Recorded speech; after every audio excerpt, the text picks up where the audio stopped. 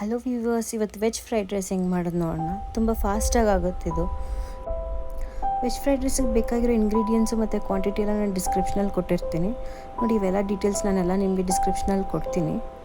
ಫಸ್ಟಿಗೆ ಒಂದು ಪ್ಯಾನನ್ನ ಬಿಸಿ ಮಾಡಿಕೊಂಡು 3 ಟೇಬಲ್ ಸ್ಪೂನ್ಸ್ ಆಯಿಲ್ ಹಾಕ್ಕೊತೀವಿ. ಹಾಕ್ಕೊಂಡು ಅದ್ರ ತಕ್ಷಣವೇ ಎಲ್ಲದಕ್ಕೂ ಅದು ಹೀಟ್ ಆಗಿದ ತಕ್ಷಣ ನಾವು ಬರೋ ವೆಜಿಟೇಬಲ್ಸ್ ಎಲ್ಲದನ್ನೂ ಅದಕ್ಕೆ ಫ್ರೈ ಮಾಡ್ತೀವಿ. ನನ್ನ ಮಗ ಜಾಸ್ತಿ ವೆಜಿಟೇಬಲ್ಸ್ ತಿನ್ನೋಕ್ಕೇನು ಆಳಲ್ಲ, ಬಟ್ ನಿಮ್ಮ ಮಗು ಏನಾರು ಅಳ್ತಾ ಇದ್ದರೆ ತಿನ್ನಲ್ಲ ಅಂತ ಹಠ ಮಾಡಿದ್ರೆ ಇದು ಒಂದು ರೈಟ್ ವೇ ಆಫ್ ಗಿವಿಂಗ್ ಅಷ್ಟೇ ನೋಡಿ. ಒಂದು ಸ್ವಲ್ಪ ವೆಜ್ಜಿಸ್ನ ನಾನು ಉಳಿಸ್ಕೊಂಡೆ, ಯಾಕಂದರೆ ಸ್ವಲ್ಪ ಸೂಪ್ ಮಾಡ್ಕೊಳ್ಳೋಣ ಸಾಯಂಕಾಲಕ್ಕೆ ಅಂತ. ಅದು ಕೂಡ ಇನ್ನೊಂದು ದಿವಸ ಅಪ್ಲೋಡ್ ಮಾಡ್ತೀನಿ. ಎಲ್ಲ ವೆಜಿಟೇಬಲ್ಸ್ನ ಹಾಕ್ಕೊಂಡು ಪ್ಯಾನಲ್ಲಿ ಫ್ರೈ ಮಾಡಬೇಕು. 3 ಟೇಬಲ್ ಸ್ಪೂನ್ಸ್ ಹಾಕಿದ್ದೀವಿ ಎಣ್ಣೆನ. ಚೆನ್ನಾಗಿ ಫ್ರೈ ಮಾಡಬೇಕು. ಒಂದು ತಕ್ಕಮಟ್ಟಿಗೆ ಒಂದು 5 ಮಿನಿಟ್ಸ್ ಫ್ರೈ ಆದಮೇಲೆ ನಿಮ್ಗೆ ಎಷ್ಟು ತಕ್ಕಮಟ್ಟಿಗೆ ಬೇಕು ಅಂತ ನೋಡ್ಕೊಳ್ಳಿ. ಒಂದು ಪ್ಲೇಟಿಗೆ ಒಂಚೂರು ಹಾಕ್ಕೊಂಡು ತಿಂದು ನೋಡಿದ್ರೆ ಗೊತ್ತಾಗುತ್ತೆ.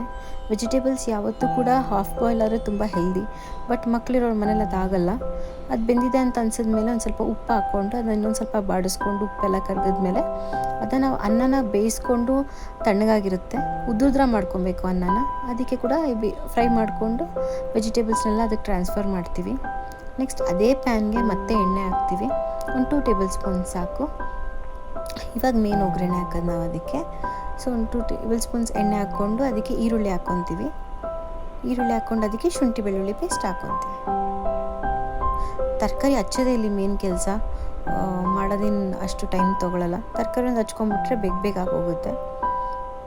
ಒಂದು ಶುಂಠಿ ಬೆಳ್ಳುಳ್ಳಿ ಪೇಸ್ಟ್ ಹಾಕ್ಕೊತೀವಿ. ಅದನ್ನ ಚೆನ್ನಾಗಿ ಫ್ರೈ ಮಾಡ್ಕೊತೀವಿ. ಆ ವಾಸನೆ ಹೋಗಬೇಕು, ಹಸಿ ವಾಸನೆ. ಸೊ ವಾಸನೆ ಹೋಗೋವರೆಗೂ ಹುರ್ಕೊಳ್ಳಿ ಚೆನ್ನಾಗಿ. ಇದಕ್ಕೆ ಅರ್ಶಿನ ಆಗಲಿ ಏನು ಬೇಡ. ವೈಟ್ ಕಲರ್ ಮಾಡಿದ್ದೀನಿ ಫ್ರೈಡ್ ರೈಸ್ ನಾನಿದು, ಬಟ್ ಬೇರೆ ಕಲರು ಕೂಡ ಮಾಡ್ಬೋದು. ರೆಡ್ ಕಲರು ಮಾಡ್ತೀವಿ.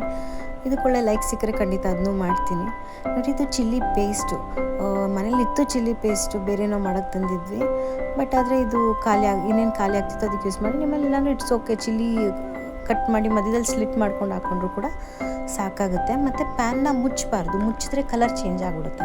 ವೈಟ್ ಕಲರ್ ಫ್ರೈಡ್ ರೈಸ್ ಬೇಕಾದ್ರೆ ನೀವು ಪ್ಯಾನ್ ಓಪನ್ ಇಟ್ಕೊಂಡೇ ಮಾಡಬೇಕು.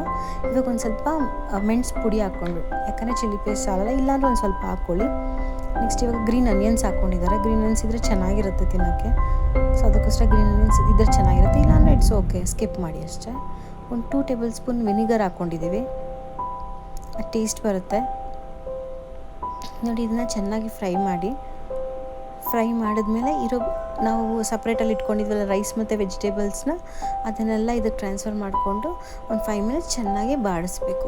ನಿಮಗೇನೋ ಸಾಲ್ಟ್ ಕಡಿಮೆ ಇದೆ ಅಂತ ಅನ್ಸಿದ್ರೆ ಮತ್ತೆ ಒಂದು ಸ್ವಲ್ಪ ಹಾಕ್ಕೊಳ್ಳಿ. ನಮಗೊಂದು ಸ್ವಲ್ಪ ಕಡಿಮೆ ಇತ್ತು, ನಾನು ಹಾಕ್ಕೊಂಡಿದ್ದೀನಿ. ಮತ್ತು ನಾವಿಲ್ಲಿ ವೆಜಿಟೇಬಲ್ಸ್ ಚೆನ್ನಾಗಿ ಫ್ರೈ ಮಾಡ್ಕೊಂಡಿದ್ವಿ, ಯಾಕಂದ್ರೆ ನನಗೆ 4 ವರ್ಷದ ಮಗ ಇದ್ದಾನೆ. ಅವನಿಗೆ ತಿನ್ನೋದಕ್ಕೋಸ್ಕರ ನಾನು ಅರ್ಧಂಬರ್ಧ ಫ್ರೈ ಆಗಿರೋದು ತಿನ್ನಲ್ಲ, ಸೊ ಅದಕ್ಕೋಸ್ಕರ. But half boil is very good. ನಿಮ್ಮೆಲ್ಲ ದೊಡ್ಡವರಿದ್ದರೆ ನೀವು ಹಾಫ್ ಬಾಯ್ಲ್ ವೆಜಿಟೇಬಲ್ಸ್ನ ಮಾಡ್ಬೋದು. ತುಂಬ ಟೇಸ್ಟಿಯಾಗಿರುತ್ತೆ, ಫಾಸ್ಟಾಗೂ ಆಗುತ್ತೆ. ತರಕಾರಿ ಒಂದು ಹಚ್ಕೊಳ್ಳೋದು ಬಿಟ್ಟು. ಪ್ಲೀಸ್ ಸಪೋರ್ಟ್ ಮಾಡಿ ಈ ಚಾನಲ್ನ. ನಿಮಗೇನೋ ಡೌಟ್ಸ್ ಇದ್ದರೆ ಕಮೆಂಟ್ ಸೆಕ್ಷನಲ್ಲಿ ಕೊಡಿ, ನಾನು ಖಂಡಿತ ಕ್ಲಿಯರ್ ಮಾಡ್ತೀನಿ ನೋಡಿ. ಈ ಥರ ಫ್ರೈ ಆಗುತ್ತೆ, ಈ ಥರ ಇರುತ್ತೆ ಫ್ರೈಡ್ ರೈಸು. ಅದನ್ನ ಕೊನೆಗೆ ಕೊರಿಯಾಂಡರ್ ಲೀವ್ಸ್ ಹಾಕ್ಕೊಂಡಿದ್ದೀವಿ. ಅದನ್ನ ಸರ್ವಿಂಗ್ ಬೌಲಿಗೆ ಸರ್ವ್ ಮಾಡಿದ್ರೆ ಈ ಥರ ಇರುತ್ತೆ. Thank you so much for watching.